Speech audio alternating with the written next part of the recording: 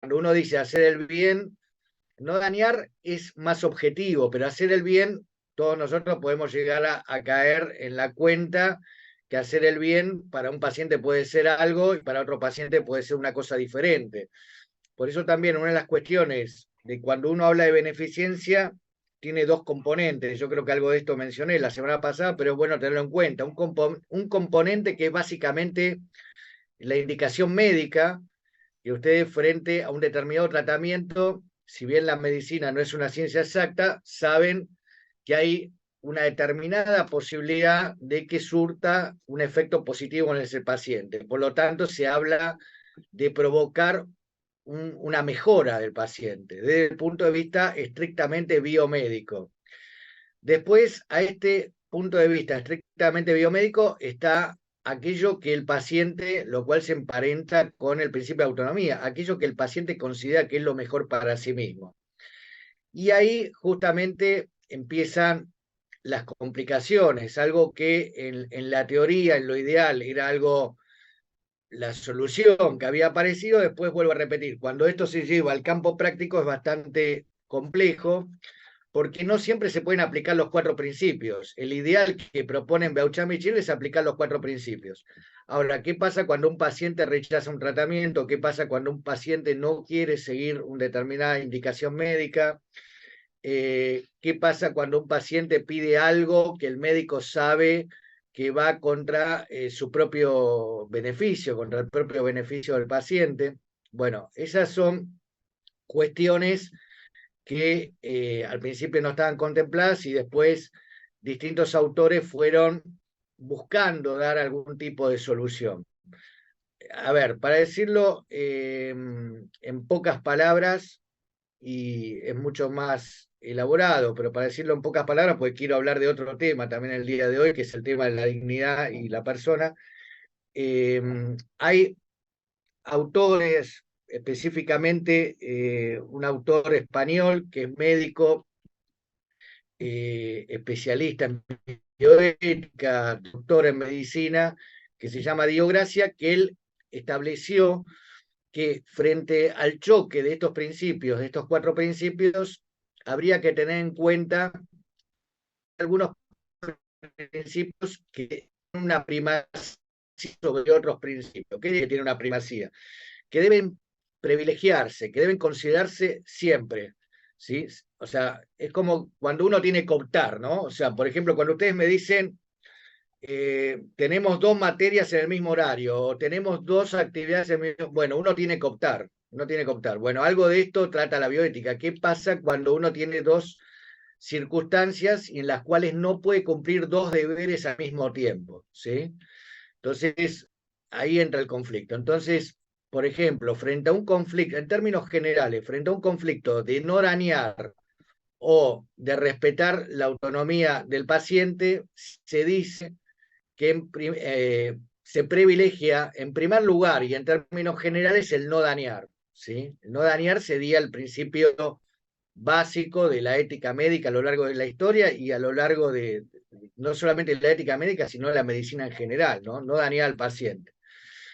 Eh, y otro de los principios también básicos y generales que debe respetarse en primer lugar es el principio que indica que debe darse un trato equitativo a todos los pacientes, que no debe haber diferencias de trato, ¿sí? De atención. O sea, por eso llama a veces la atención, y bueno, obviamente porque no tienen todavía muchos de ustedes contacto o experiencia clínica, pero llama la atención cuando se habla de diferencias por edades, ¿no? Exclusivamente diferencias por edades o diferencias por discapacidad, algo que ha sido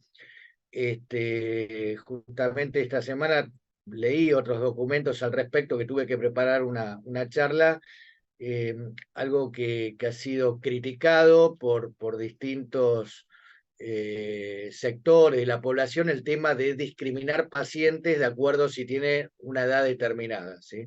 Entonces, esto tiene que ver con el principio de justicia, o sea, que la edad, por ejemplo, no tiene que ser un factor exclusivo de atención o no atención, ¿no? Como diciendo, bueno, usted tiene 70 años, no lo atendemos porque tiene 70 años, ¿no? yendo a un término en forma extrema para que se entienda, ¿sí? Entonces, el principio de no dañar y el principio de justicia serían aquellos dos principios que deberían ser tenidos en cuenta en primer lugar, ¿sí? Si no se pueden cumplir los cuatro, siempre y cuando no se puedan cumplir los cuatro. Y en segundo, que estos dos principios se habla de la ética del deber. ¿Por qué se habla de la ética del deber? Porque se imponen más allá de los gustos de cada uno. Y acá entra el tema de la unión, que muchas veces ustedes preguntan, de la unión entre la ética y el derecho y la ley, digamos, ¿no? Eh, ¿Por qué digo esto? Porque no es optativo el dañar o no dañar. O sea, no es una opción que uno tiene como profesional de la salud. No hay opción. Uno no tiene que dañar. Y si uno daña, va a tener una responsabilidad desde el punto de vista ético, pero también va a tener una responsabilidad desde el punto de vista legal. ¿Sí? No hay opción. Lo mismo que el principio de justicia. Uno no puede decir, bueno, yo atiendo a pacientes, más allá que uno puede excusarse de atender a algún determinado paciente por una situación específica, pero estamos hablando en términos generales. Uno no puede dejar de atender pacientes por motivos arbitrarios o por motivos de gustos o por motivos de preferencia, ¿sí? Como diciendo, bueno, yo no atiendo pacientes de determinado origen o no atiendo pacientes de determinada nacionalidad. Bueno, eso no existe. O sea, no es algo que uno puede optar. Si uno quiere tomar ese tipo de decisión, le van a decir, equivocó la profesión, ¿no? Equivocó el lugar, equivocó la profesión, tendrá que pensar en hacer otra cosa, ¿no? O sea, no es algo optativo. Lo que sí podría llegar a ser optativo, lo que sí podría llegar a ser optativo es hacer el bien al paciente y si bien siempre se dice, y acá entiéndame bien, porque alguno va a salir de la clase diciendo el doctor Barceló dijo que si queríamos respetábamos los deseos del paciente y si queríamos no respetábamos, no. Por eso, antes de decirlo, ya me atajo, por así mencionarlo, es que de acuerdo a la ley de derecho del paciente y de acuerdo a todo lo que venimos hablando, que está plasmado en el consentimiento informado, uno tiene que escuchar al paciente, justamente por eso la importancia del principio de autonomía, tiene que velar por la salud del paciente, pero también es cierto que no todo pedido del paciente, no todo deseo del paciente, no toda preferencia del paciente, uno tiene que obligatoriamente cumplirla, porque, como ya dijimos antes, puede haber deseos, preferencias, indicaciones del paciente que estén contraindicados desde el punto de vista médico, lo cual sería una objeción de ciencia, digamos, o sea, algo que va contra la ciencia, ¿sí? Lo que se llama objeción de ciencia, que el paciente indique algo que uno sabe, que se quiere hacer una consulta con un determinado especialista que no corresponde, que no es indicado o que es contraindicado o que es un gasto innecesario o que pida una determinada receta con un medicamento, por decir algo, ¿no? Y que esta receta no sea lo que se le aconseja que tome este paciente, por dar algún ejemplo. Eso por un lado. Y después también está el tema de la objeción de conciencia, que ya está relacionado con principios y valores morales, que es lo que venimos hablando del primer encuentro, que el paciente no puede obligar al médico a realizar una práctica contra los principios y valores morales del profesional de salud. Esto no lo puede imponer el paciente, no lo puede imponer la ley, no lo puede imponer un superior, no lo puede imponer nadie, porque es un derecho constitucional, artículo 14 y 19 de la Constitución Nacional, y está también en distintas leyes nacionales y provinciales, ¿sí? El tema de poder objetar algún tipo de práctica que vaya contra los principios y valores morales del profesional de salud. Esto también es importante tenerlo en cuenta. Entonces, estos son límites a la autonomía, que yo a veces he preguntado, ¿cuáles son los límites a la autonomía? Bueno, límites a la autonomía es ir contra la moral, es ir contra las costumbres. Esto está en distintos artículos del Código Civil, artículo 55 del Código Civil, artículo 56 del Código Civil y Comercial, y ir contra la ley, obviamente, es un principio de la autonomía del paciente, o sea, el paciente no puede indicar algo que vaya contra el ordenamiento legislativo, y el paciente tampoco puede ir contra su propia dignidad. ¿Qué quiere decir ir contra su propia dignidad? O sea, no puede pedir, como dijimos antes, algo que lesione su intimidad, algo que lesione sus derechos, algo que lesione su salud o algo que lesione su vida, ¿sí? Por eso también el artículo 17 del Código Civil y Comercial habla de los derechos sobre el propio cuerpo, y justamente habla que el cuerpo es indisponible, en el sentido que uno no puede disponer del cuerpo como si fuera una cosa, que es el segundo tema del día de hoy que yo quería hablar, ¿no? El cuerpo no es cosa, el cuerpo no es objeto, algo disponible, el cuerpo no está dentro del mercado, ¿sí? No me voy a, esto cuando uno habla y me viene automáticamente a la cabeza el tema de del trabajo sexual, digamos, pero eso sería otro tema y también que obviamente es muy controvertido, ¿no? Pues sería una actividad con el cuerpo. Acá estamos hablando de si uno podría alquilar su propio cuerpo, si uno podría vender su propio cuerpo, como en la época de la esclavitud, o si uno podría comprar a otras personas. Bueno, eso está prohibido, está prohibido, ¿no? Está prohibido en nuestro país y en buena parte, digo en buena parte porque no conozco cómo se maneja en todos los países del mundo, pero en buena parte del mundo está prohibido la compraventa este, y el tráfico de personas, ¿no? Lo cual tiene una razón de ser en distintos tratados internacionales y el derecho internacional de los derechos humanos, justamente que protege al ser humano aún si el ser humano no se protegiera a sí mismo. Por eso hay leyes laborales, por ejemplo, por eso hay determinadas leyes que protegen a la persona aún contra sí mismo, o sea, de que uno tenga una legislación laboral que vaya en desmedro de su propio interés, ¿sí? Trabajando en condiciones totalmente denigrantes, bueno, eso no está permitido, aun cuando la persona dijera, bueno, sí, yo acepto trabajar en condiciones indignas, bueno, no está permitido.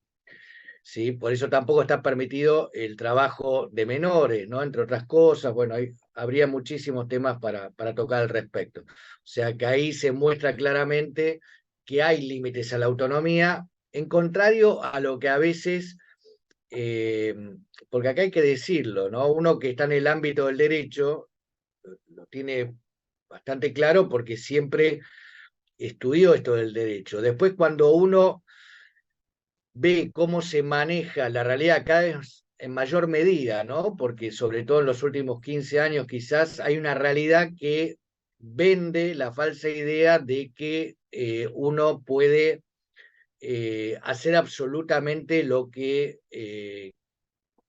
le parece, ¿no? Incluso eh, como automutilarse o distintas cuestiones que a veces surgen en las redes sociales, ¿no? De autoconstruirse, por así decirlo, que bueno, que son temas también que están relacionados con cuestiones de bioética, como es el poshumanismo, transhumanismo, que no lo vamos a ver en esta cursada.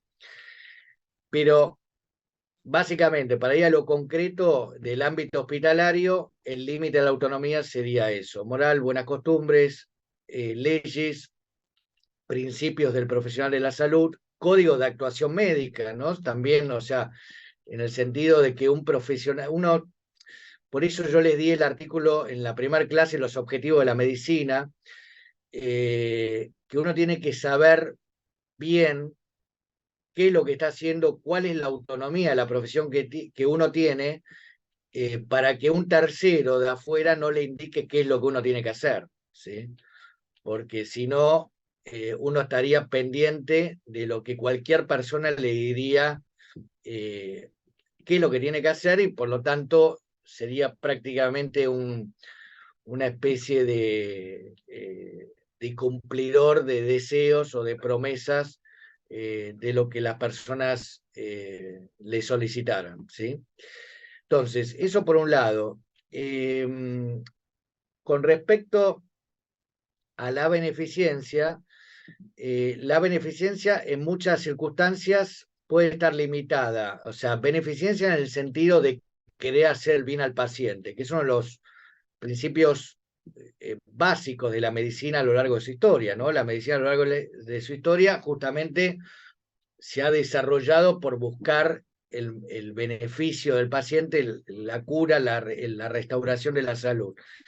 Ahora, esta cura y restauración de la salud en las últimas décadas justamente ha tenido un choque, y en buena medida ha tenido un choque con la irrupción de la bioética justamente por el principio de autonomía, porque antes simplemente se buscaba restaurar la salud del paciente sin tener en cuenta en muchos casos, en muchas circunstancias, qué es lo que el paciente pretendía, qué es lo que el paciente quería, ¿sí? Entonces, bueno, como ya dijimos, aparece el principio de autonomía y este principio de autonomía es un freno al deseo del paciente. Esto se ve en cada cursada cuando ustedes traen la situación, por ejemplo, de una transfusión de sangre en un paciente testigo de Jehová, que de repente ustedes frente a algo que no tiene una mayor complicación como transfundir sangre, se encuentran con una negativa y obviamente es una controversia, es un conflicto y a ustedes siempre lo traen como una situación de desazón, por así decirlo, por no querer hacer aquello que ustedes se formaron, que es mantener con vida o restaurar la salud de este paciente.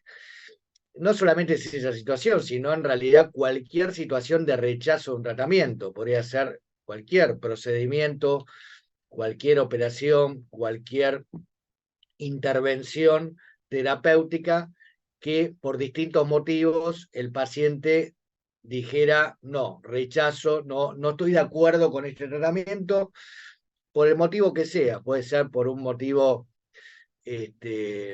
distintos motivos que habrá que analizar igualmente el porqué y la razonabilidad de estos motivos, la competencia que tiene el paciente para decidir, si realmente entiende las consecuencias de no hacer el tratamiento. No quiere decir que el paciente decide algo y ya está, obviamente, sino que hay que ver, vuelvo a repetir, si el paciente se le ha dado la información completa, detallada, y en base a eso el paciente puede efectivamente tomar una decisión responsable y prudente acerca de las consecuencias de no seguir este tratamiento, ¿no? No es simplemente, bueno, rechazo y se acabó la historia, sino que esto involucra todo un proceso de comunicación con el paciente y de deliberación con el paciente, ¿sí? Acerca del por qué esta medida. Pero tratando de hacerles comprender cuál es la idea, es que la beneficencia se ve de algún modo limitada por este deseo, en muchos casos, por esta preferencia del paciente, por la autonomía del paciente. Y la beneficencia también se ve limitada por la misma beneficencia. ¿En qué sentido? Por tener en cuenta si ese tratamiento que se propone al paciente es proporcionado a la perspectiva de mejora, a una mejora determinada, porque quizás ese tratamiento puede dar un beneficio, pero ese beneficio ser de una pequeña entidad, no tener una importancia significativa, no dar una sobrevida o calidad de vida determinada, por lo tanto, quizás ese beneficio que se propone frente a los costos desde el punto de vista emocional, desde el punto de vista psicológico e incluso desde el punto de vista hasta económico, que hay que tenerlo en cuenta, desde el punto de vista económico para el paciente o para la familia del paciente, no se justifica realizar un determinado tratamiento por estos costos que le implican al paciente, emocionales, afectivos, psicológicos y económicos, ¿sí? O sea, que el principio de beneficencia también se balancea con hasta dónde realmente es un beneficio para el paciente, ¿sí? Y esto está relacionado también con otro límite del principio de beneficencia, que es el principio de justicia. ¿Por qué está relacionado con esto? Porque el tratamiento puede dar un beneficio al paciente, pero hay que evaluarlo, ese beneficio, vuelvo a repetir, si es de tal envergadura para ofrecérselo o si ese beneficio quita la posibilidad de tratamiento más eficaz a otros pacientes, ¿sí? Por eso existe el tema del triage, que ustedes lo conocen, por eso existe todo lo que se desarrolla en medicina basada en evidencia, todo el tema de la distribución de los recursos en salud, justamente porque, si lo hablamos, los recursos, los deseos son ilimitados, los recursos son limitados, entonces es algo que el médico tiene que tener en cuenta, justamente para poder equilibrar este principio de beneficencia con un principio de justicia, ¿sí? Con esto no quiere decir que uno tiene que andar midiendo desde el punto de vista exclusivamente económico, pero sí hay que ver qué posibilidades tiene, que es algo también de sentido común, qué posibilidades tiene de mejoría un paciente, y si realmente uno no termina cayendo en una línea de lo que se llama encarnizamiento terapéutico, que lo vamos a ver al final de la curada, que tiene que ver con empecinarse, ¿sí? Con empecinarse, con obstinarse, con una no aceptación por parte del profesional de la salud de los límites que tiene la vida humana, ¿no? Y los límites que tiene la atención médica. Toda atención médica tiene un límite y ese límite está determinado por la condición de vulnerabilidad que tenemos cada uno de nosotros, ¿sí? Entonces, esto es algo fácil de decir,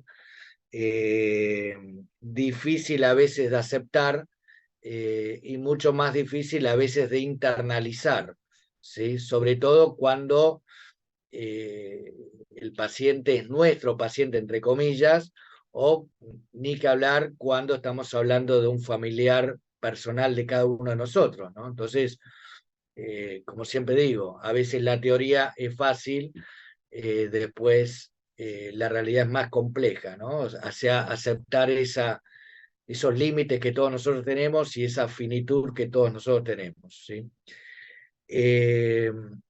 Eso a grandes rasgos, ¿sí? Frente a esta complicación, entonces, que estamos diciendo, bueno, se encuentra esta posibilidad de utilizar primero los principios de no maleficencia y de justicia frente a beneficencia y autonomía. Vuelvo a repetir, en términos generales, no es algo absoluto, pero en términos generales habría que ver cada situación clínica en particular, cómo se da. Aparece años después en Europa lo que se llama la bioética personalista, que también tiene 4 principios, y esta bioética personalista tuvo mucho desarrollo en Latinoamérica porque nace en Italia, se propaga por España, y bueno, no hace falta decirles que nuestras raíces tienen que ver más, tienen que ver con España y con Italia más que con Estados Unidos, ¿no? Que era donde había nacido la bioética principalista. Estados Unidos tiene los países como Estados Unidos e Inglaterra tienen una idiosincrasia basado más en la autonomía, basado más en la individualidad de las personas, basado más en la toma de decisiones en forma personal e individual, y países como el nuestro y en general en Latinoamérica, las decisiones muchas veces son compartidas por el paciente con la familia, y esto tiene que ver con esta bioética que surge, como ya les dije, en Italia y en España, que es la bioética personalista, que trata de marcar algunas diferencias con el principalismo en el sentido de darle un complemento, ¿sí? No reemplazar por completo, pero sí darle un complemento a la bioética principalista. Entonces, estos 4 principios que tiene la bioética personalista se asienta, en primer lugar, en el principio de la defensa de la vida física, teniendo en cuenta que nuestra vida, nuestro cuerpo, somos nosotros, y por lo tanto nada de lo que estamos hablando podría ser tenido en cuenta si nosotros no existimos, digamos, ¿no? O sea, no podríamos, obviamente esto parece algo bastante elemental, pero bueno, a veces las cuestiones que parecen más elementales son las más difíciles de trabajar, ¿no? O sea, no podríamos tener una clase como esta si no el pensamiento sale desde la conciencia, pero que está dentro de un cuerpo, digamos, que es quien les habla y ustedes quienes escuchan. Por lo tanto, después vamos a ver la diferencia entre algunas corrientes que hacen una separación entre conciencia y cuerpo, que esto ya viene de la época de los griegos, pero en nuestro ordenamiento al menos se tiene una concepción de integralidad entre cuerpo y conciencia, ¿sí? Al menos hasta el momento. Por eso tenemos distintos artículos, como el ya mencionado artículo 17 del Código Civil y Comercial. Entonces, el primer principio es el de defensa de la vida física. Con esto no quiere decir que haya que mantener la vida del paciente a toda costa, de todo modo y en cualquier circunstancia, sino lo que dice este principio simplemente es que hay que respetar la vida del paciente, ni más ni menos que eso, ¿no? Principio tradicional de la medicina que se podría emparentar con el principio de no maleficencia de algún modo, ¿no? En segundo lugar, podemos hablar, justamente ayer lo mencionaba en otra disertación, del principio de solidaridad y el principio de subsidiariedad, ¿sí? Un principio que se llama solidaridad y subsidiariedad. ¿Qué quiere decir esto? Solidaridad, colaborar con los pacientes, ¿sí? Colaborar con los pacientes, y subsidiariedad, colaborar con aquellos pacientes más necesitados.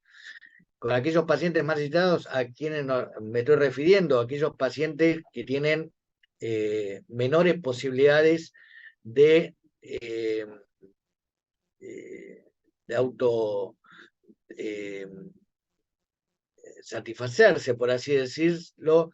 Estamos hablando de pacientes ancianos, estamos hablando de pacientes con distintas discapacidades, estamos hablando de personas en situación de calle, estamos hablando de distintos grupos vulnerables, ¿sí? Pueden ser niños, pueden ser personas con situación social, económica desfavorecida, todos aquellos grupos vulnerables que ustedes consideren, bueno, en ese sentido estaría pensado este principio de solidaridad y de subsidiariedad, ¿sí? Tratar de dar la mejor atención a estos sectores de la población.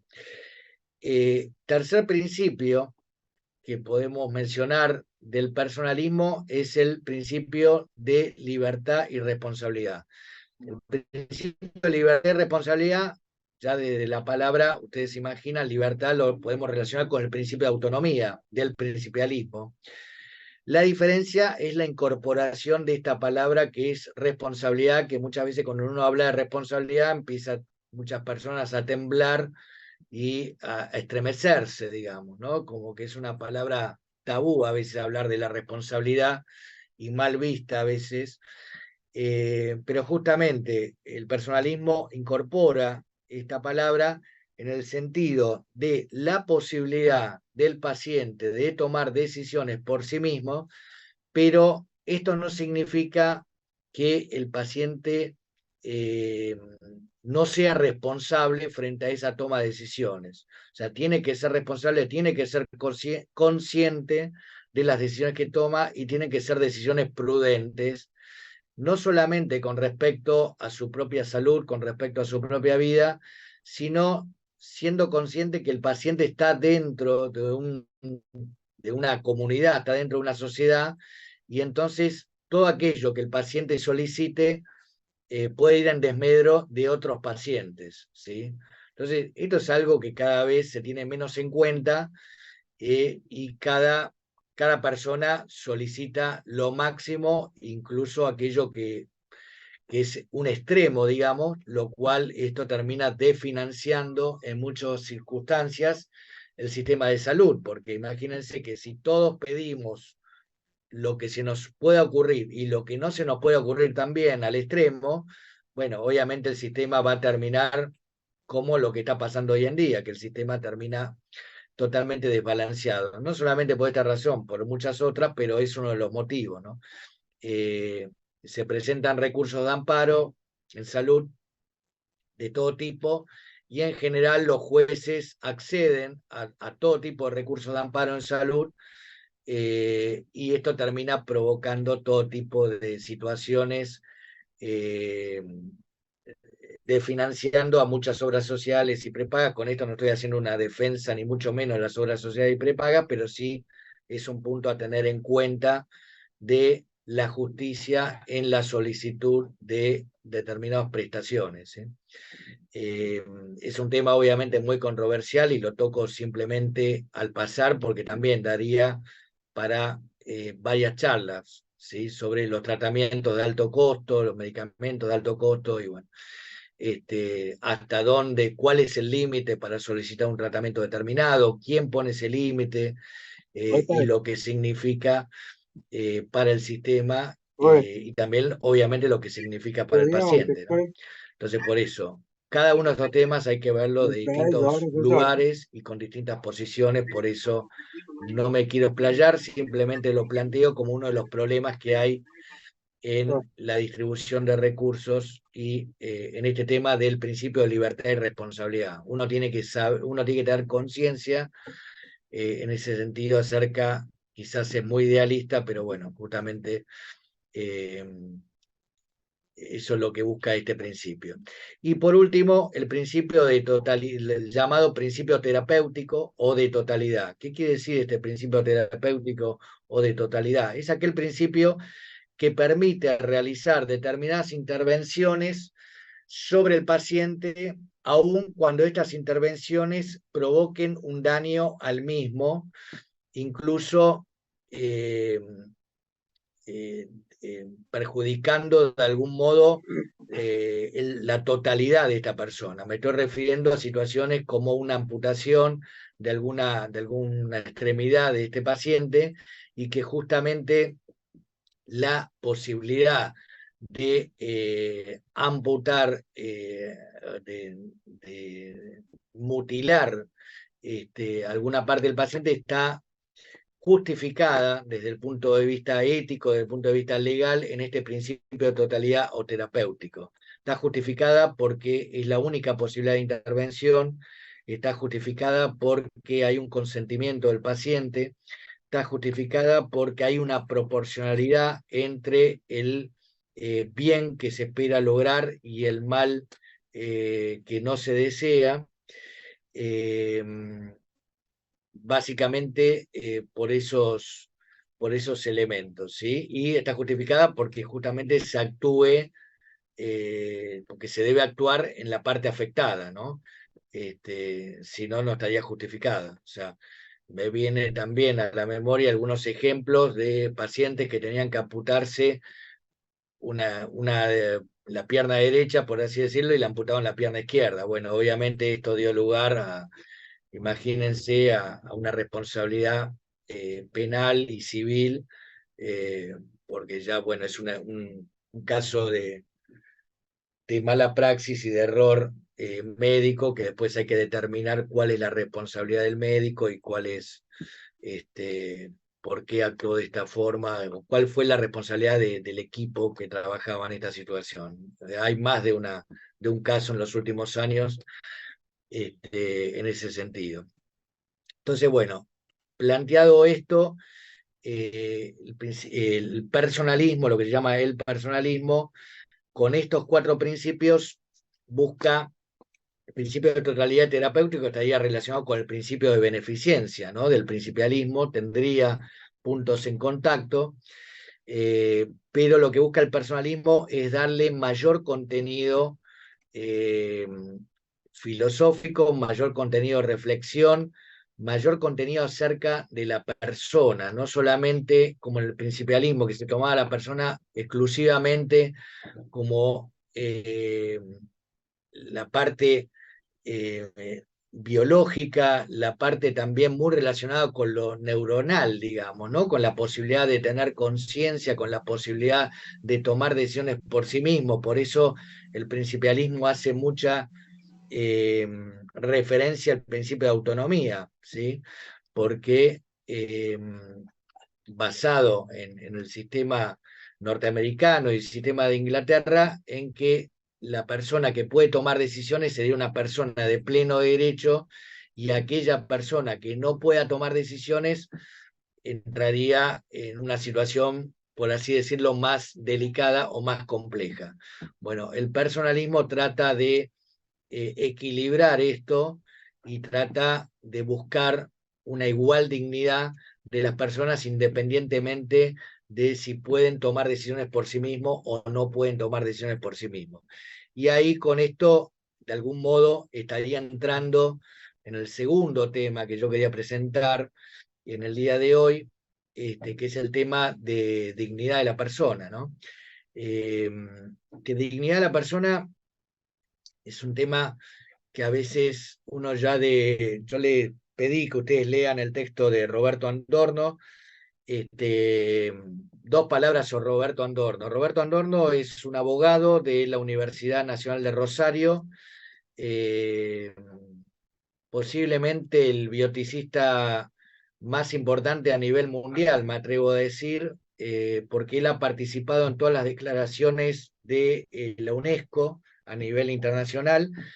Estuvo en la Declaración de Bioética y Derechos Humanos del año 2005, estuvo en la Declaración de Genética y Derechos Humanos del año 2003, participó, creo que fue el único argentino que ha participado en estas declaraciones, las han firmado la mayor parte de los países del mundo, y él ha trabajado en la Universidad de París durante muchos años y actualmente está trabajando en Zúrich, ¿sí? Está trabajando en un centro muy reconocido a nivel internacional de bioética y derechos humanos en Zúrich, y una vez al año tenemos el honor de contar con su visita. Ha hablado en la Fundación Barceló, lo he invitado, tengo una muy buena relación con él, y siempre viene a dar conferencias en la Academia Nacional de Medicina y en la Facultad de Derecho, en la UBA, generalmente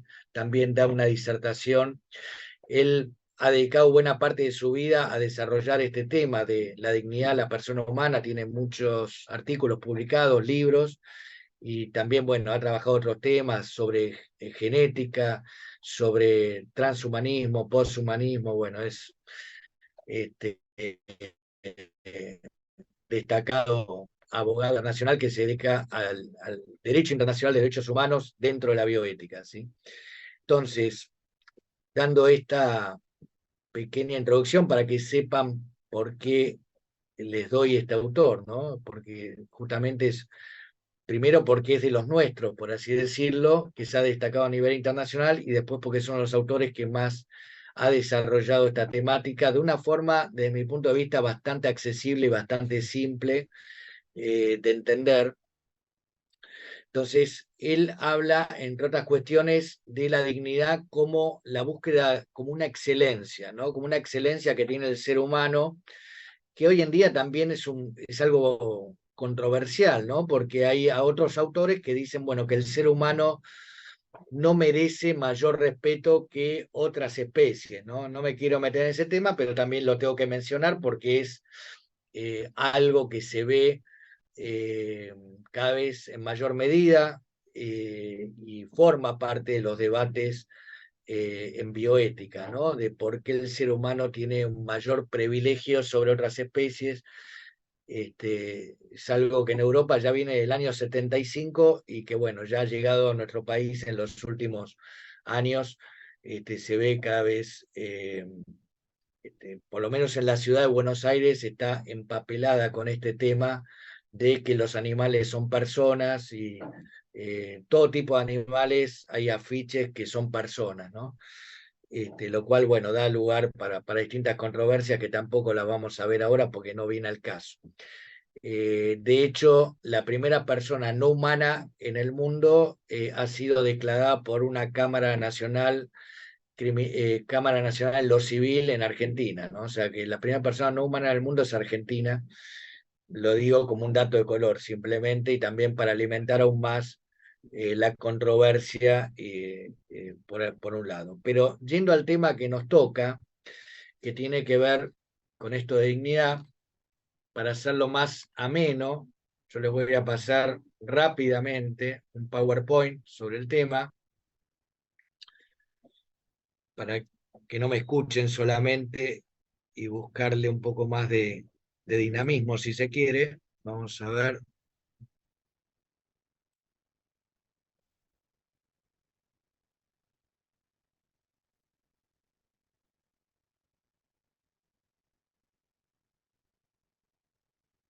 Ahí lo pueden ver.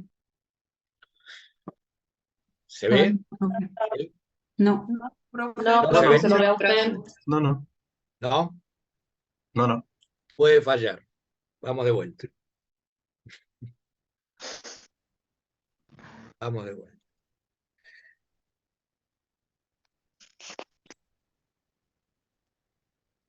Porque tengo tantas cuestiones abiertas, tantas presentaciones abiertas, que acá me parece que lo tengo. Ahí se debería ver, ¿no? Sí, ahí sí, profe. Ahí sí. Sí, Bueno. sí. Sí, sí se ve. Bueno, entonces, en términos lo más simple posible, ¿sí? Alguien también hoy de la mañana me ha escrito sobre esto y me ha hecho algunas preguntas. Dignidad tiene que ver, fíjense que hace unos años no se hablaba tanto del término, pero hoy en día todo el tiempo estamos diciendo, ¿no? Condiciones de trabajo dignas, no me han tratado dignamente. Bueno, cuando uno dice no me han tratado dignamente, ¿a qué hace referencia? A no me han tenido en consideración, digamos, ¿no?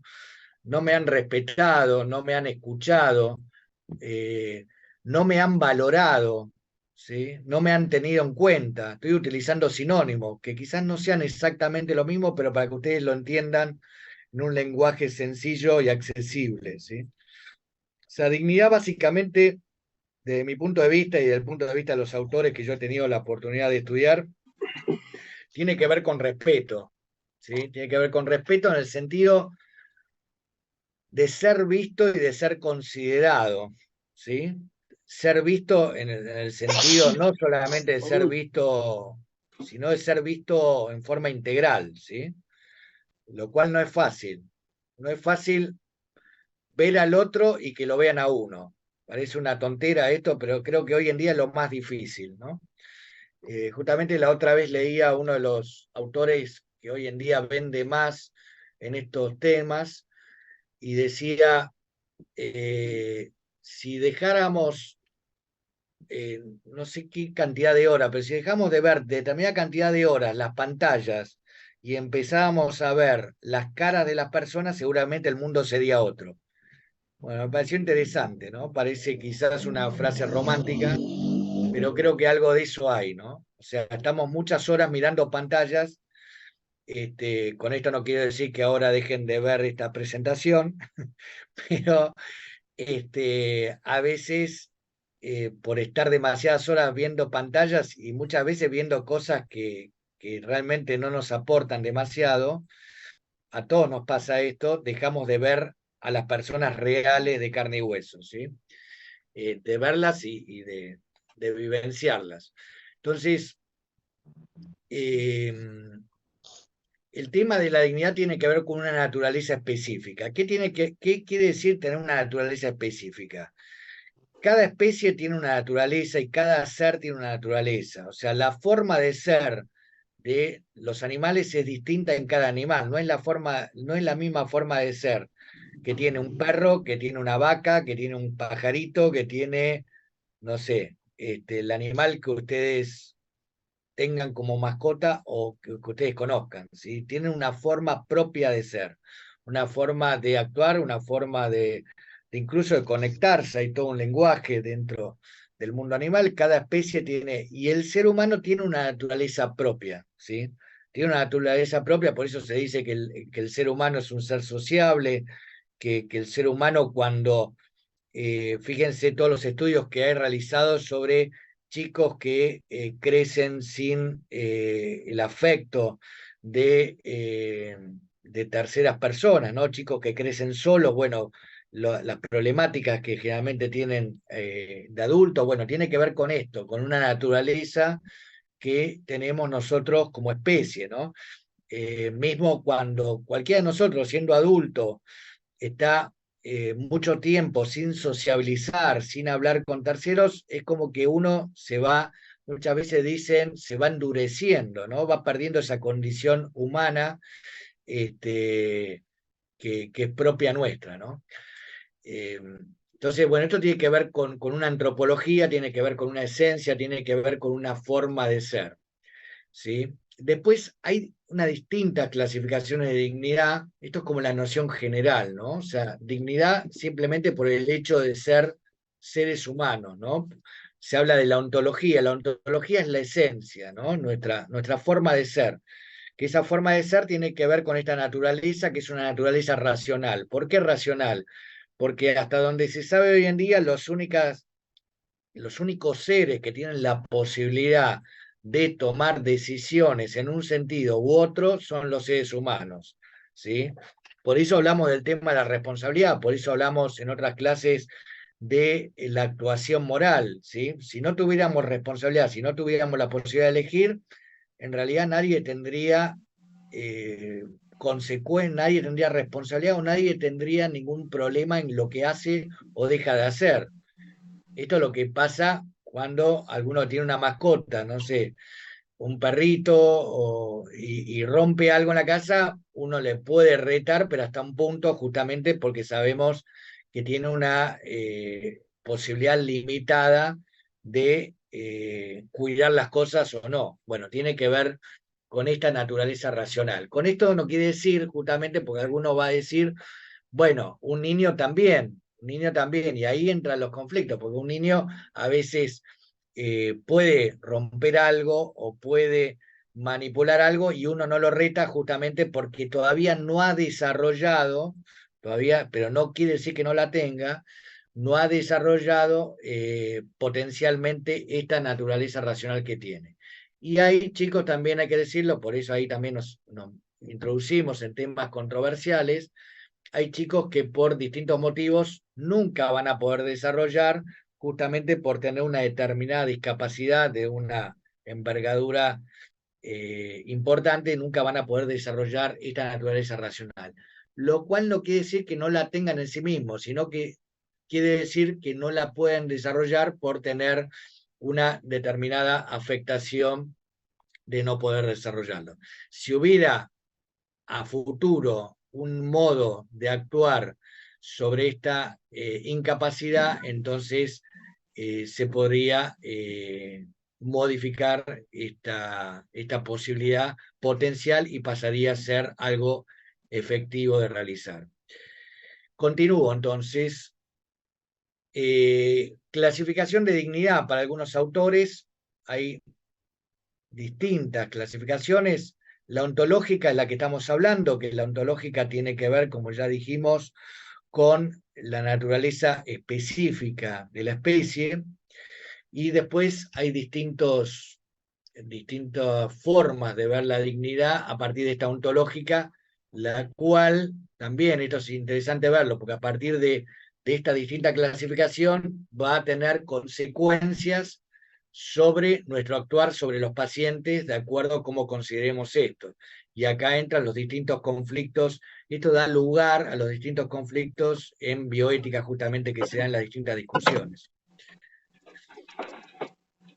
Dignidad extrínseca, ¿sí? Es la dignidad social. Hablamos que la dignidad ontológica, después la vamos a mencionar al final, es una dignidad intrínseca. Intrínseca quiere decir que es interior al ser humano. Dignidad social es extrínseca, es fuera.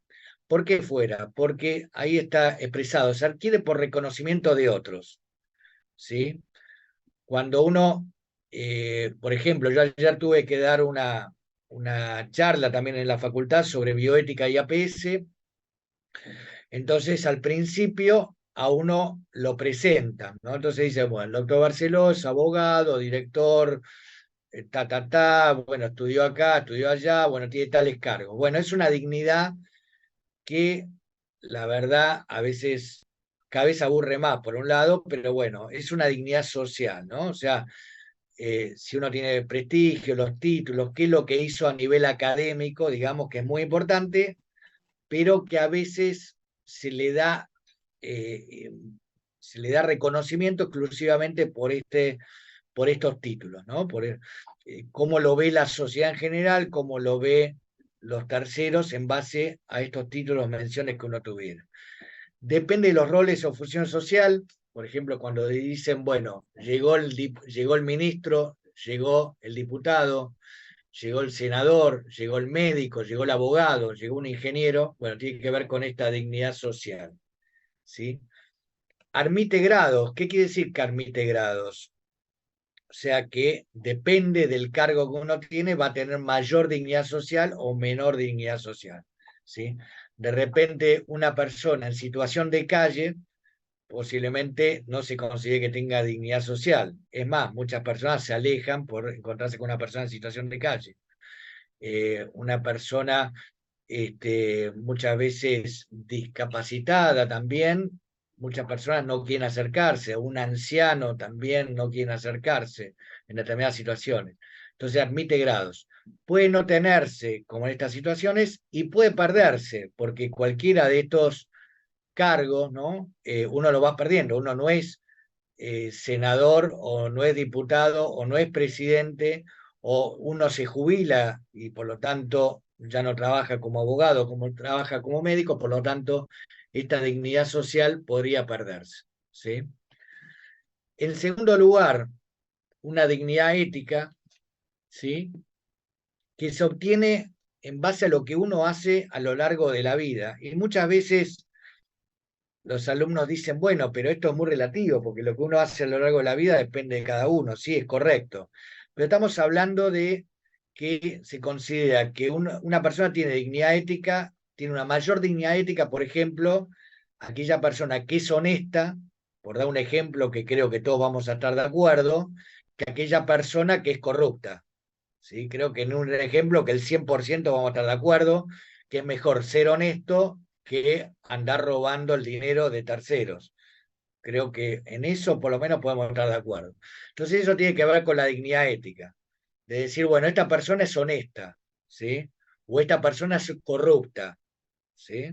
Bueno, creo que es un ejemplo para que se entienda, que se puede llegar a comprender bien. Admite grados y también puede perderse. ¿Por qué puede perderse? Porque aquella persona que era honesta de repente llegó a determinado lugar y dijo, bueno, me parece que me conviene más ser corrupto que ser honesto, ¿sí? Cualquier semejanza con la realidad es pura coincidencia. O sea que es una dignidad que hay que trabajar, la dignidad ética, ¿no? Las tentaciones siempre están. Entonces, se desarrolla a través del ejercicio de la libertad. O sea, no es que es algo fijo, sino que uno siempre tiene que estar desarrollando determinadas capacidades, como ahí les puse, intelectuales, espirituales y hasta físicas, ¿no? Porque tiene que ver con la potencialidad de lo que uno puede llegar a ser. ¿Por qué digo físicas? Porque de repente, si uno tiene la posibilidad, por dar un ejemplo, de ser un deportista de élite, bueno, la dignidad ética tiene que ver con entrenarse, tiene que ver con levantarse todos los días a una hora, con hacer ejercicio tanta cantidad de horas por día, tantos días a la semana, y por lo tanto va a tener un mayor desarrollo, por lo tanto una mayor dignidad. ¿Por qué una mayor dignidad? Porque va a cumplir con aquella potencialidad que tiene, ¿sí? Va a cumplir con aquellos dones que tiene y los va a poder poner en acto, en funcionamiento. Como cada uno de ustedes, siempre lo digo, ¿no? Como ejemplo, tienen la posibilidad, tienen la capacidad intelectual para estudiar una carrera como la que están haciendo, bueno, ustedes podrían quedarse en su casa mirando TikTok todo el día, por decir algo, sin embargo, están hoy en día escuchando una clase como esta más allá que puede ser más aburrida, menos aburrida, pero están haciendo un esfuerzo para desarrollar esta dignidad ética. Es un ejemplo concreto de lo que está sucediendo hoy en día. Ustedes podrían estar en otro lugar haciendo otra actividad, sin embargo, por el motivo que sea, decidieron hacer esto. Bueno, hay un desarrollo de una capacidad que se va a continuar en el tiempo, no es que termina hoy, sino que esto en realidad no termina nunca porque uno siempre tiene que estar a lo largo de la vida tratando de desarrollar esta dignidad ética para tratar de ser la mejor persona que uno puede llegar a ser, el mejor profesional que uno puede llegar a ser, ¿sí? Entonces, esto tiene que ver con lo que hablábamos también con la ética de la virtud, de desarrollar las virtudes, y en sentido contrario también tiene que ver con los vicios. O sea, cuando uno desarrolla los vicios, bueno, cae en la pereza, cae en situaciones que terminan atentando contra uno mismo, ¿sí? Contra las posibilidades que uno tiene consigo mismo. Aquella persona que por el motivo que sea no se desarrolla, muchas veces cayendo, bueno, no va a poder desarrollar esta dignidad, siempre y cuando esté dentro de la responsabilidad de la persona, dentro de las posibilidades de la persona. A veces uno no puede desarrollarse, obviamente, por factores externos a uno mismo. Estamos hablando de personas que pueden tomar decisiones por sí mismos, ¿sí? Que tienen la posibilidad de tomar decisiones desde lo intelectual y también desde lo económico, obviamente. Por eso también hablábamos en una clase también de la importancia de tener bienes económicos, porque si no, nadie podría hacer nada. Ustedes no podrían estar estudiando y yo no podría estar dándole clase a ustedes. Si a mí nadie me pagaría por esto, bueno, yo no podría estar dando clases y tendría que estar haciendo otra cosa. Así que bueno, continuamos.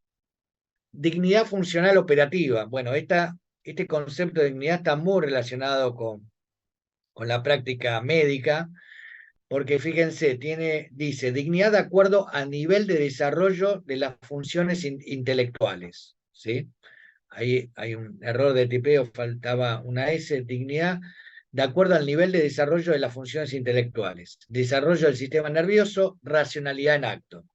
¿Qué quiere decir esto? O sea, de acuerdo a si uno tiene racionalidad hoy o no tiene racionalidad, va a tener mayor o menor dignidad. De acuerdo al desarrollo del sistema nervioso, va a tener mayor o menor dignidad.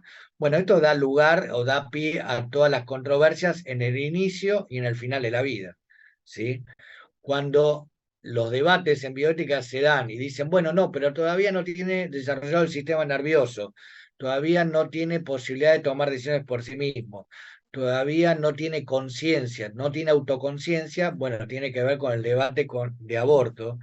Y en sentido contrario, cuando una persona en el final de la vida pierde, o no necesariamente en el final de la vida, pero en determinados momentos de su vida pierde la posibilidad de tener conciencia por tener un ACV, por quedar en estado de mínima conciencia, por quedar en estado vegetativo, por quedar en estado vegetativo persistente, síndrome de enclaustramiento, por dar algunas situaciones, justamente no tendría racionalidad, lo que llama racionalidad en acto. ¿Qué quiere decir? La posibilidad de tomar decisiones en ese momento.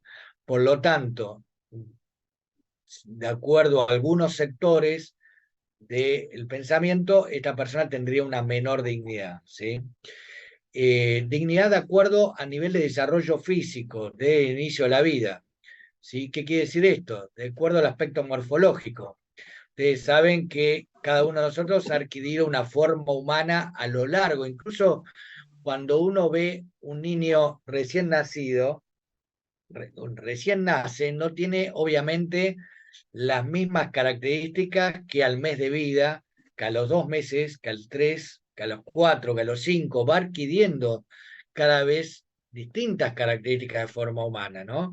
Y uno cuando nace eh, no sé, es difícil de, de decir las palabras justas, pero adquiere características de niño después de un determinado momento de desarrollo, ¿no? Cuando uno dice, ya no es más bebé, ¿no? Ya ahora ya tiene cara de niño, tiene cara de nena, ¿no? Bueno, eso es un cambio morfológico. Y lo mismo en las distintas etapas antes de nacer de la persona, que también va pasando por distintos cambios morfológicos, y en el debate bioético también, o más en el debate mediático. Muchas veces uno dice, bueno, incluso lo he visto, ¿no? ¿Cuál es la diferencia desde la morfología entre un embrión de un animal y un embrión humano? Y muchas veces desde el punto de vista de la apariencia, uno no encuentra a simple vista demasiadas diferencias desde lo que ve en una, desde lo aparente, digamos, ¿no? Obviamente que desde lo biológico, de la parte genética hay diferencias, pero desde lo morfológico muchas veces esa diferencia no se ve a simple vista. Y esto hace también que se haga hincapié en esto. Dice, bueno, no tiene forma humana, por lo tanto no sería un ser humano por no tener forma humana. Dignidad de acuerdo al desarrollo de ciertas funciones, bueno, esto ya lo hemos mencionado, de acuerdo a si tiene autoconciencia o conciencia, lo cual esto también va variando en realidad, va cada vez teniendo una mayor conciencia y una mayor autoconciencia, pero esto se adquiere a medida que se va desarrollando el ser humano una vez nacido, ¿no? Porque incluso un niño de meses de vida, un niño de años de vida, de 2 años de vida, tampoco tiene una conciencia plena, sino Piaget habla incluso a partir de los 6 años, 7 años, de que realmente tiene una conciencia en mayor desarrollo, y bueno, después hay distintos momentos, a partir de los 12 años, dando distintos estudios de que el sistema nervioso, ustedes lo saben mucho mejor que quien les está hablando, el sistema nervioso estaría formado en forma completa, hasta donde yo he leído, a partir de recién a los 20, 22 años. Así que bueno, miren todas las divisiones que podemos llegar a hacer sobre la temática. Entonces, esta dignidad funcional operativa puede estar presente, puede estar limitada, puede estar poco desarrollada o puede estar ausente. Admite grados, justamente por esto que estamos diciendo, porque uno no tiene el nivel de conciencia el mismo a nivel de la vida, y puede perderse, ¿sí? Puede perderse. Justamente en los casos que yo había mencionado, ¿no? Cuando uno tiene una discapacidad intelectual, va a perder esta dignidad funcional operativa. Dignidad relacional, que ya nos metemos en un tema más controversial todavía, porque tiene que ver con el reconocimiento de terceros, ¿sí? Que el doctor Andorno también lo menciona al pasar como un concepto de dignidad convencional arbitrario, ¿sí? Y acá tiene que ver con las discusiones acerca de si alguien es deseado o no es deseado, si alguien es buscado o no es buscado, si alguien es oportuno o no, si alguien es querido por sí mismo, incluso en distintos momentos de la vida, ¿no? Tiene grados que dependen de un tercero. O sea, esta dignidad relacional significa, se llama relacional porque un tercero es el que le otorga dignidad a ese tercero. No tiene una dignidad por sí mismo, no tiene dignidad por aquello que hace, no tiene dignidad por alguna característica como habíamos visto antes, que era la conciencia, la autoconciencia, sino que tiene dignidad porque un tercero le atribuye dignidad, ¿sí? O sea, si un tercero considera que es digno, esa persona va a ser digna. Si un tercero considera que no es digno, esa persona no tendría dignidad en sí misma, ¿sí? Dignidad ontológica, que fue el primer, o sea, es la definición en sí misma de dignidad. Después las otras son interpretaciones del concepto de dignidad. Tiene que ver con lo que hablábamos al principio, ¿sí? Expresión de la excelencia o valor único inconmensurable del ser humano. ¿Qué quiere decir inconmensurable? Que no tiene medida, que no tiene límite, que no tiene restricción, es propio de la esencia de la naturaleza humana, es independiente del modo en que la persona se comporte, actúe, funcione, y es independiente de si la persona es querida por terceros o no, ¿sí? Esta dignidad ontológica no admite grados, ¿sí? No es que tiene más o menos dignidad de acuerdo a cómo actúe, de acuerdo a si a uno lo quieren o no lo quieren, sino que es una dignidad que se mantiene desde el primer minuto hasta el último minuto sin distintos niveles, ¿sí? Se mantiene a lo largo del tiempo. Dignidad teológica para aquellos que profesan alguna creencia religiosa, que a nivel mundial se calcula que más del 80% tiene algún tipo de creencia en algún ser superior, tiene que ver con la idea de ser imagen y semejanza de este ser superior, ¿sí?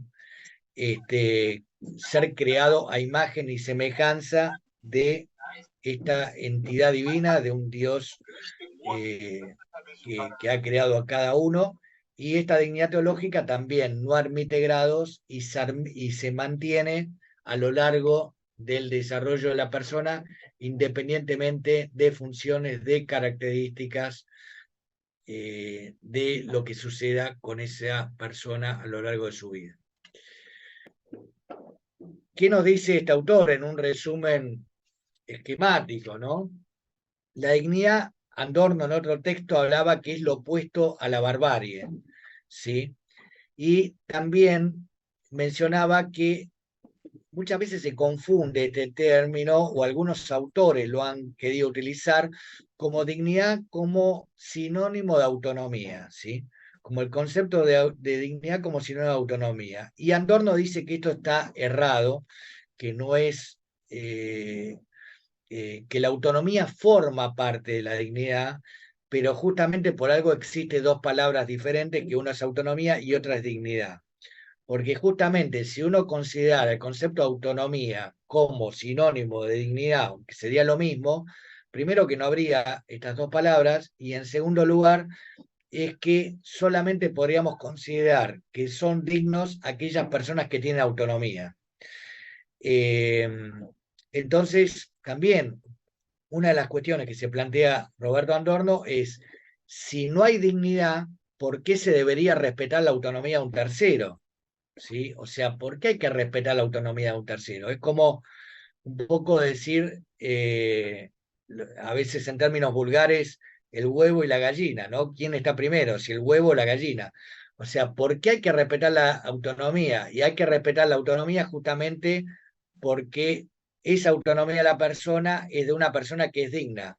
Si no, en realidad no habría razón de ser, no habría un fundamento para respetar la autonomía del otro, que es un poco la ley del más fuerte, obviamente, ¿no?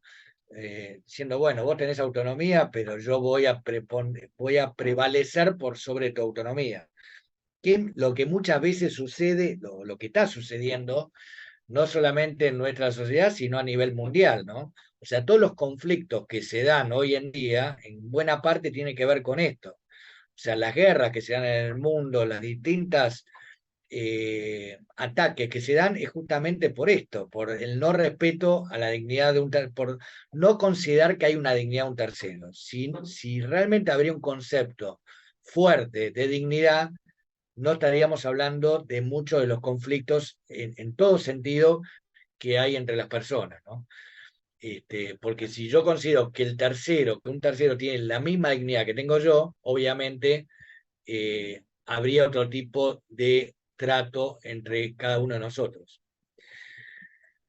El respeto al otro es la consecuencia, justamente, dice este autor, el respeto al otro es la consecuencia de la dignidad que el otro tiene.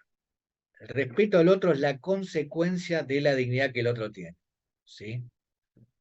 Esto, vuelvo a repetir, uno lo dice rápido, pero es muy profundo, porque si se cae el concepto de dignidad, se cae todo, se cae el orden jurídico, se cae todo el andamiaje, se cae la sociedad, ¿no? Por eso, vuelvo a repetir, uno ve las cosas que ve. Si no hay dignidad, en realidad no hay nada. No hay nada, es un sálvese quien pueda, digamos, ¿no? Es quién tiene más fuerza, quién grita más fuerte y quién tiene más poder sobre el otro. Por eso yo siempre les digo a ustedes que nadie les puede ordenar, y esto grábenselo, nadie les puede ordenar a ustedes algo que es injusto. Cuando digo nadie, incluye al profesor de bioética, ¿sí? Cuando digo nadie, incluye al profesor de bioética. Nadie les puede ordenar a alguien, a ustedes, algo que es injusto. Y eso lo tienen que tener grabado, porque muchas veces yo veo que no lo tienen claro. que se acepta cualquier tipo de directiva, cualquier tipo de orden, cualquier tipo,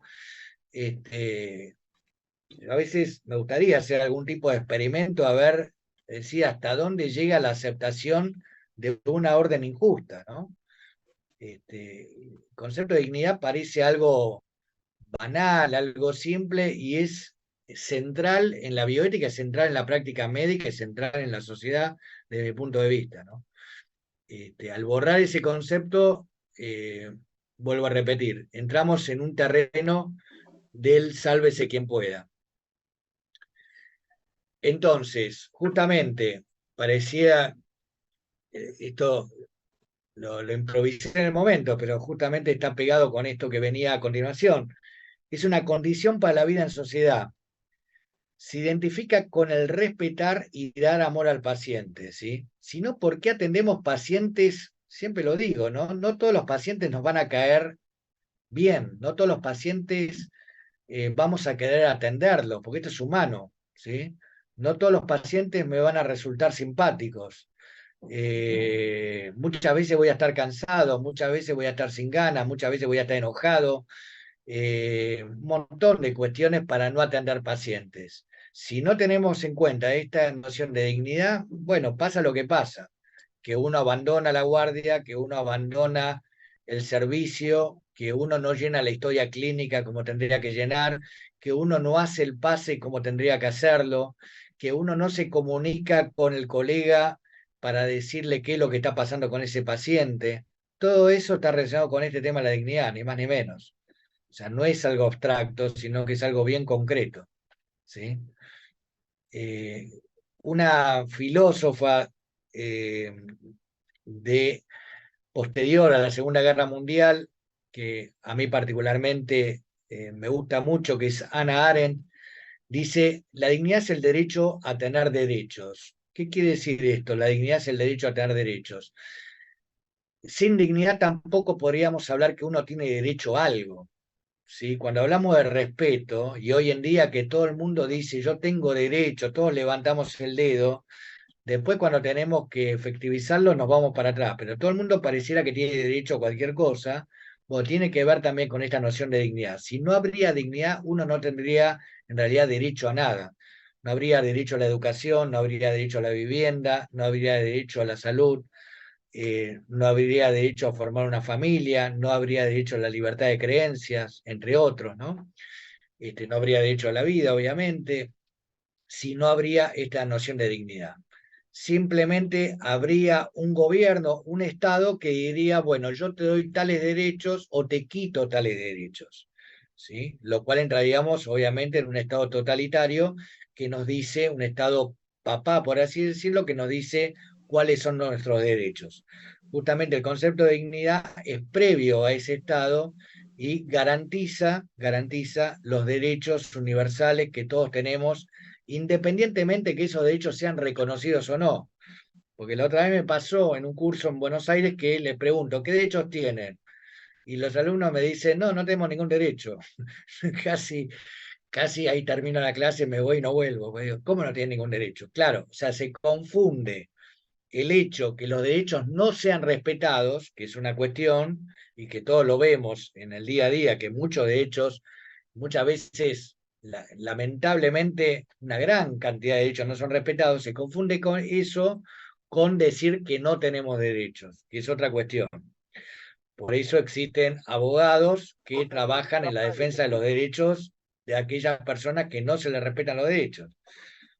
Para eso existimos los abogados, ¿no? Justamente para que se reconozcan los derechos que muchas veces no se les reconocen a los médicos, a los pacientes, a todos los ciudadanos en general.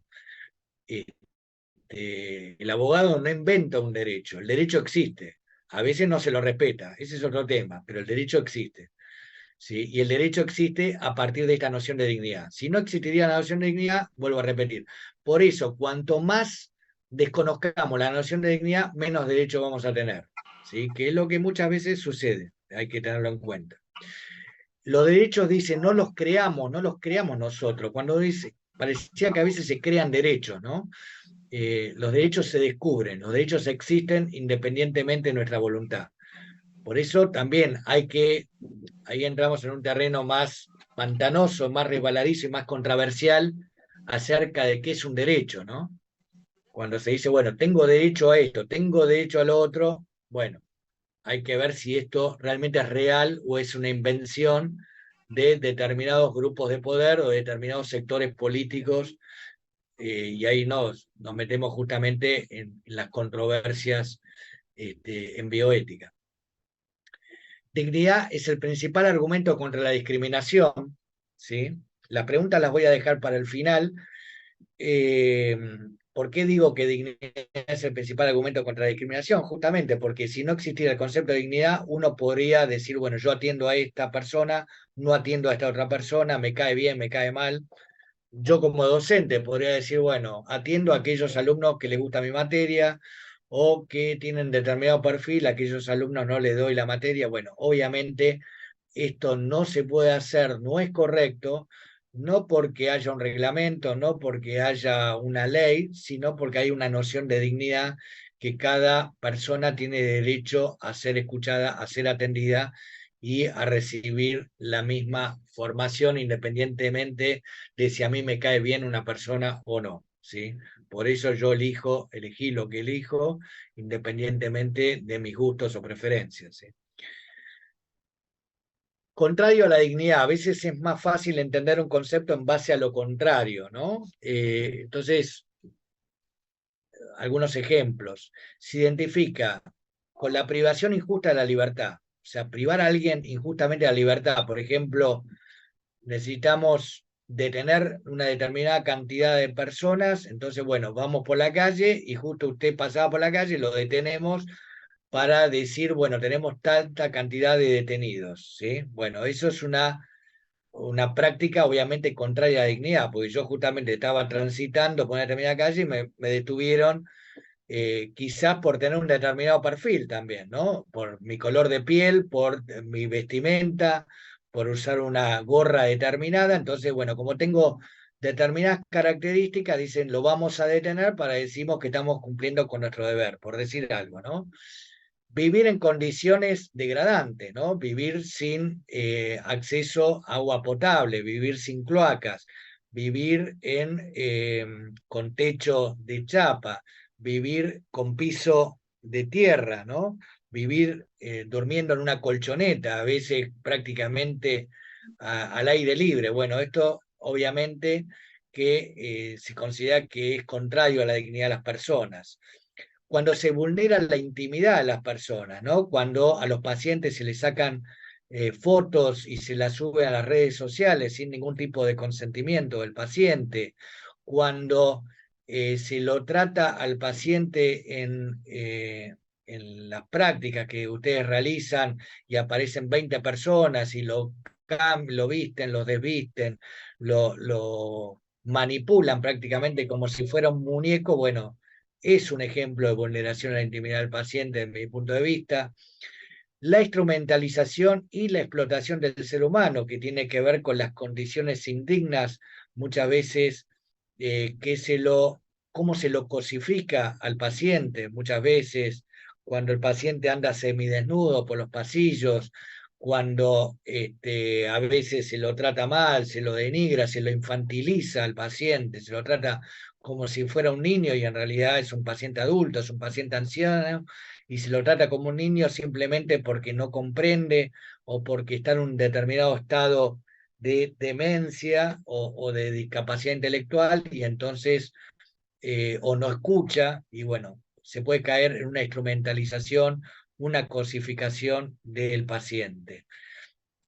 El hambre y la desnutrición, bueno, con todas las consecuencias que tiene para la salud de las personas, también serían condiciones indignas.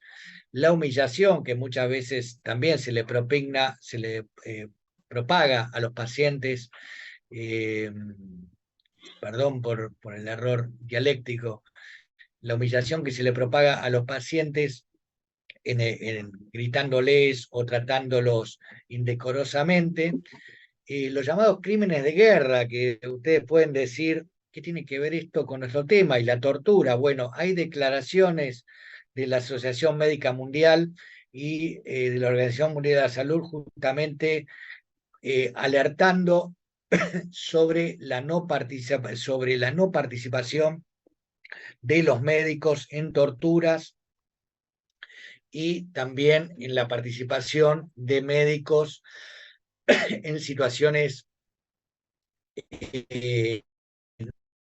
no éticas en conflictos bélicos. ¿Sí?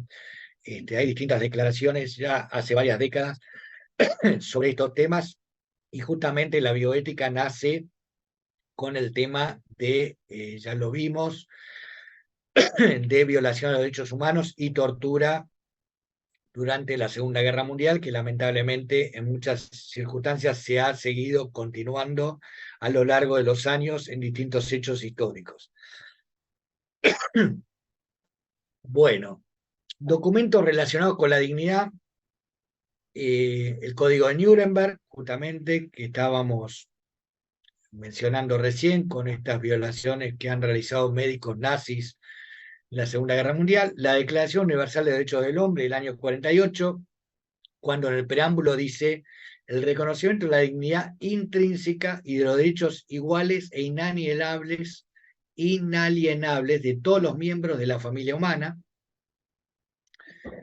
Las declaraciones sobre bioética aprobadas por la UNESCO, la Declaración Universal sobre el Genoma Humano de Derechos Humanos del año 97, Declaración sobre la responsabilidad de las generaciones actuales para las generaciones futuras del año 97, Declaración sobre Datos Genéticos Humanos del año 2003, Declaración Universal sobre Bioética y Derechos Humanos del año 2005.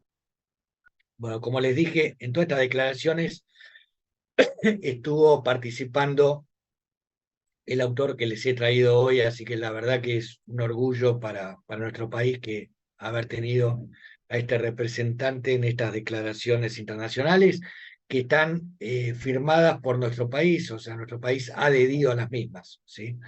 Ustedes las pueden encontrar en la página del Ministerio de Salud en Argentina. El preámbulo de la Declaración Universal sobre el Genoma Humano y Derechos Humanos dice: el genoma humano es la base de la unidad fundamental, fíjense, ¿no? Es la base de la unidad fundamental de todos los miembros de la familia humana y del reconocimiento de su dignidad intrínseca y su diversidad. O sea, la base es el genoma humano, por eso también, después lo vamos a ver próximamente, el tema de la modificación del genoma y la intervención en línea germinal, todos los problemas éticos que trae en relación con esto, ¿no? Porque si la base es la manutención del genoma humano, modificar el genoma puede traer todo tipo de controversia y bueno, vamos a ver el por qué desde el punto de vista ético y legal, ¿no? Al modificar la especie humana como la conocemos hasta el día de hoy. Límites al ataque a la dignidad humana en documentos biojurídicos internacionales. Dos límites hasta ahora, aunque el segundo límite ya se está modificando justamente. El primer límite es clonar seres humanos, ¿sí? El primer límite es clonar. Hasta ahora, hasta donde uno conoce, la clonación de seres humanos, más allá de algunos pseudos experimentos que han salido publicados, no estaría permitido en ninguna parte del mundo. Y el segundo límite es la intervención en la línea K, aunque este año justamente ha nacido en Gran Bretaña un niño con genes de 3 padres, lo cual sería un caso de intervención en línea germinal que sería un precedente para una modificación, ¿no? Para ser totalmente franco con ustedes, es un tema que no lo he estudiado con el rigor que se merece, porque fue hace en mayo creo de este año, así que bueno, no me voy a explayar sin tener la debida información para poder opinar al respecto, pero simplemente es que se está avanzando sobre un tema que hasta ahora había consenso a nivel mundial de no avanzar, justamente por el principio de precaución, de no saber las consecuencias que esto puede llevar a acarrear sobre nosotros como especie, ¿no? Ni más ni menos. Legislación en Argentina sobre el tema de dignidad, en el Código Civil argentino. Faltaría poner el artículo 17 que habla sobre el cuerpo humano, pero después lo podemos agregar. En principio tenemos el artículo 51 del Código Civil, que dice: la persona humana es inviolable y en cualquier circunstancia tiene derecho al reconocimiento y respeto de su dignidad. Es inviolable, o sea que no se puede atentar contra la persona humana, y en cualquier circunstancia, cualquier momento, tiene derecho al reconocimiento y respeto de su dignidad. Comienzo de la existencia, después lo vamos a ver en las próximas clases. La existencia de la persona humana comienza en la concepción, dice el artículo 19 del Código Civil y Comercial, en el capítulo de persona humana, comienzo de la existencia. El artículo 52 habla de la dignidad personal, y esto está relacionado con lo que hablaba de la violación a la privacidad, a la intimidad, a la confidencialidad, que se da lamentablemente mucho en el ámbito hospitalario, justamente cuando dice: la persona humana lesionada en su intimidad personal o familiar, imagen o identidad, acá está el tema de sacar fotos sin consentimiento, o que de cualquier modo resulte menoscabada en su dignidad personal, puede reclamar la prevención y reparación de los daños sufridos, ¿sí? Puede reclamar económicamente, ¿no? También podría llegar a haber un reclamo penal, pero sería más raro, sería más extraño, pero un reclamo civil seguramente sería procedente justamente por violar la intimidad, la reputación de la persona. Artículo 55 del Código Civil dice: el consentimiento para la disposición de los hechos personalísimos es admitido si no es contrario a la ley, la moral o las buenas costumbres. Esto ya lo mencionamos previamente. Este consentimiento es de interpretación restrictiva y libremente revocable. ¿Cuáles son los derechos personalísimos? Son derechos que solamente los puede ejercer uno por sí mismo. El derecho a la vida: nadie puede vivir mi vida. El derecho a la integridad física: la integridad física es mía, personal, como la integridad física de cada uno de ustedes es propia de cada uno de ustedes.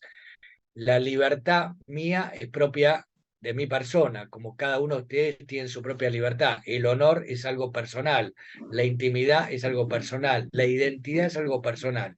Por eso se habla de derechos personalísimos, ¿sí? O sea, nadie puede disponer de estos derechos, nadie puede disponer de la libertad de uno, nadie puede disponer del honor de uno, de la intimidad, de la identidad, de la vida de uno, ¿sí? Por eso también, cuando veamos el tema, que también es un tema controversial y polémico, si sale en la última clase el tema eutanasia, nadie puede pedir la eutanasia por un tercero, más allá que la eutanasia para uno mismo también es una práctica contraria a la ética médica y contraria a la ley nacional, pero en ningún país está considerado, por lo menos puede haber alguna pendiente resbaladiza, pero en principio la eutanasia es un pedido personal, por este tema de los derechos personalísimos, ¿sí? Como también en el tema, otro tema controversial, el tema del aborto. El tema del aborto lo solicita la persona, pero no lo puede solicitar un tercero por sobre la persona, porque justamente es algo, la vida es algo personalísimo, la integridad física es algo personalísimo, la libertad es algo personalísimo. ¿Sí? Como dijimos, la libertad, o sea, decir, bueno, yo dispongo de la libertad a un tercero. No, sería volver a la época que estaba aceptado legalmente la esclavitud, ¿sí? De eso habla este artículo entonces. Artículo 56 del Código Civil, ya vamos terminando esta presentación. Están prohibidos los actos de disposición del propio cuerpo, ¿sí? Acá hoy en día que se habla tanto, yo tengo derecho a mi cuerpo, tengo derecho a disponer de mi cuerpo. Bueno, acá el Código Civil justamente habla de este tema. Están prohibidos los actos de disposición del propio cuerpo que ocasionen una disminución permanente de la integridad. O sea, cuando hoy en día, muchas veces los alumnos me hablan: no, pero yo vi en internet que hay personas que se piden mutilarse o piden cambiar, cambiar su fisonomía en cierto sentido. No estoy hablando de una cirugía estética, obviamente, una cirugía reparadora, sino estoy hablando de algo mucho más grave, ¿no? De dañarse a sí mismo. Está prohibido justamente por este artículo del Código Civil. O resulten contrarios a la ley, la moral o las buenas costumbres. Lo que hablamos al principio, ¿cuáles son los límites de la autonomía? Bueno, acá está expresado claramente los límites a la autonomía.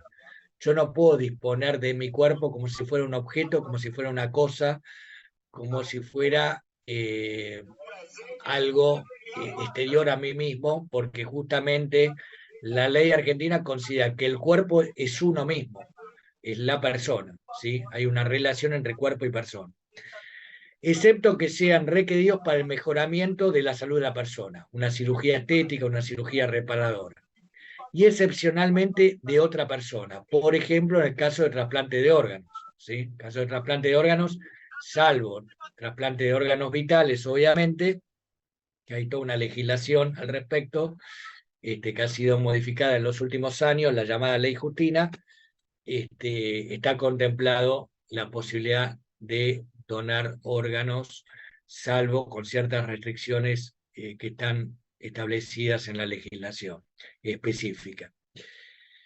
Influencia del concepto de dignidad en la vida cotidiana, aparición de la noción de derecho del hombre, avance en las democracias constitucionales, avance en los derechos sociales, rechazo en los totalitarismos, cuestiones que a veces ya los vemos como muy alejados, pero que fueron parte de las últimas décadas a nivel mundial, la aparición del nazismo, estalinismo, el apartheid y todo tipo de movimientos totalitarios que obviamente no tuvieron en cuenta la noción de dignidad y por eso aniquilaron, masacraron y mataron millones de personas alrededor del mundo justamente por no considerar que todas las personas merecían el mismo respeto y la misma consideración de la dignidad por el hecho de ser personas humanas, seres de igual valor.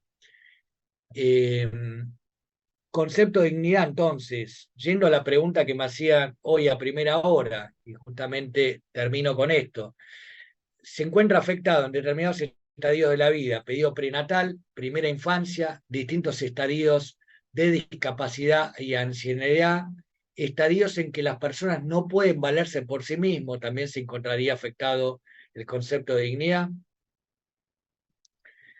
Y el atentado a la dignidad en la práctica médica, yendo a lo concreto, fíjense acá hice una enumeración que puede ser, ustedes podrían poner una mayor cantidad de ejemplos, quizás esa a manera enunciativa. Se ve afectada la dignidad cuando hay una atención disminuida o una nula atención a las personas en determinados momentos de la vida, especialmente al inicio y al final de la vida. Personas con discapacidad física, con discapacidad intelectual, personas de determinada nacionalidad, personas, recuerden, el paciente, la persona que murió en un país limítrofe el año pasado justamente por no ser atendido, por no tener posibilidad de pagar el tratamiento y falleció, ¿sí? Entonces no fue atendido por tener otra nacionalidad.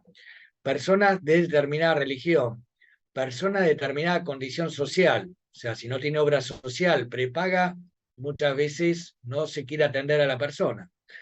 Persona de determinada condición cultural, personas de determinada condición económica, personas de determinado sexo, personas con determinada orientación sexual, que también se discrimina, afortunadamente está modificándose hoy en día, pero muchas veces se discriminaba la atención por tener determinada orientación sexual. Personas con determinadas patologías o enfermedades, SIDA, HIV, etc. ¿Sí?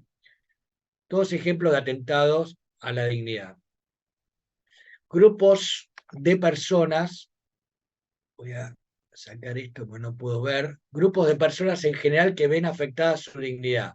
Niños, niñas, antes y después de nacer.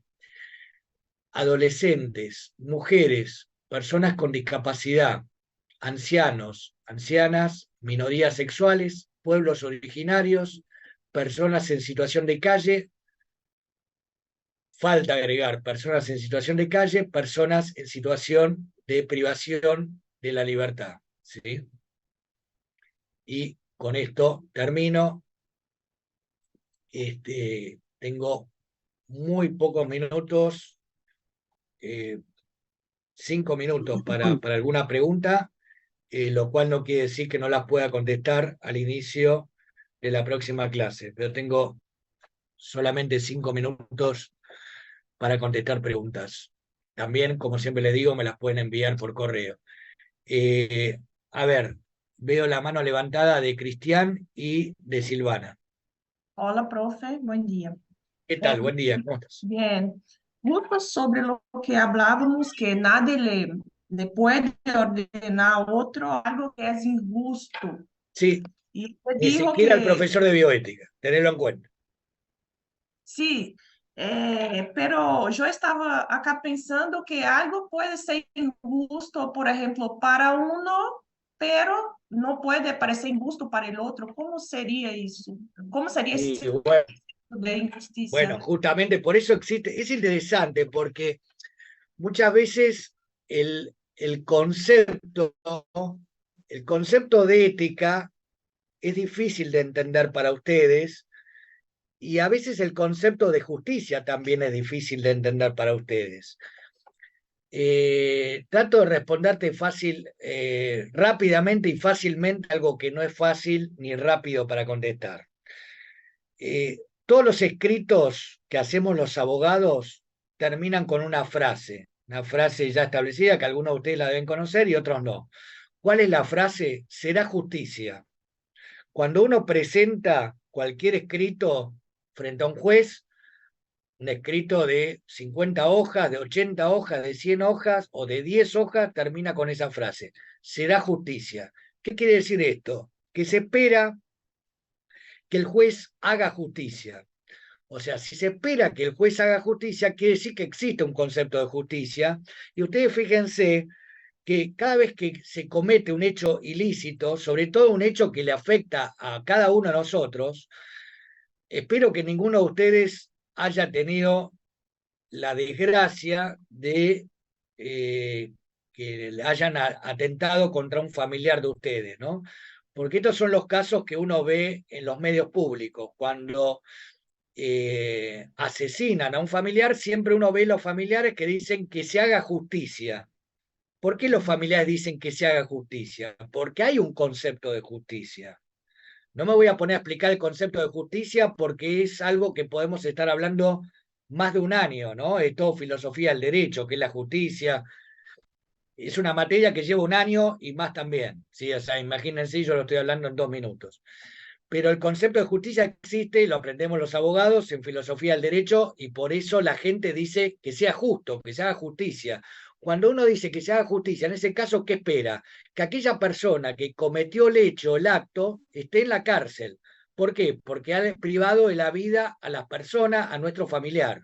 Entonces, que se haga justicia significa eso. La persona que mató tiene una responsabilidad y por lo tanto lo justo sería que esa persona sea privada de la libertad para que no siga matando a otras personas. Lo estoy diciendo en forma muy básica y muy elemental. Obviamente que después el juez va a tener que determinar la responsabilidad y demás. ¿Sí? Entonces, cuando vos me decís, ¿cómo sabemos qué es lo justo y qué no? Bueno, la idea es que haya una noción, porque ese es el peligro. Cuando una sociedad, los ciudadanos saben qué es lo bueno, qué es lo correcto y lo incorrecto. Cuestiones que se ven sí se sabían y hoy en día no se ve. Nadie pareciera bueno y lo malo, qué es lo incorrecto. ¿Qué es lo justo? En